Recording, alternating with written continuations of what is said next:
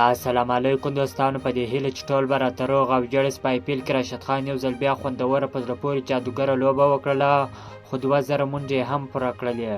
د هندوستان غوره لیګ آی پي ایل 14م پړاو سیالۍ په 50مه لوبه کې ګجرات ټایټن ممبۍ لوبډلې سره مخ شوې، چې ممبۍ لوبډلې د پچې تر ګټلو وروسته لومړی د توپونې پرېکړه وکړه. په ټاکل شویو 20 اورونو کې د 5 لوبغاړو په سوځېدو سره 218 منډې جوړې کړلې.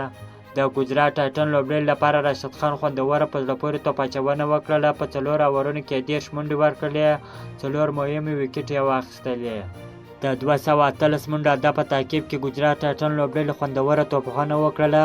په 20 اورونو کې د اتو لوبغاړو په سوځېدو سره 191 منډې جوړ کړلې. په 20 منډو باندې دغه لوبه وبایلله. د ګجرات ټایټن لوبډلې لپاره راشد خان خوندوره په زړه پورې توپخونه وکړله. په 32 بالونو باندې 9 ناسوځېدلې منډې جوړې کړلې. په بیټینګ کې لس شپږیزې 3 څلوریزې شاملې وې.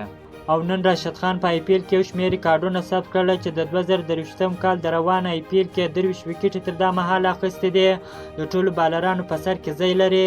راشد خان لومړی 50 هم په آی پي ایل کې ووالله، او په 20 اوریزه کرکټ کې 500 ویکټې هم اخیستې دي، او په 20 اوریزه کرکټ کې 2000 منډې هم پوره کړلې. که چیرې دغه ویډیو ستاسو خوښ شوې ده، په چینل کې نوی یاست نو حتما موږ چینل هم درسره سبسکرایب کړئ. تر بلې ویډیو پورې د الله په امان.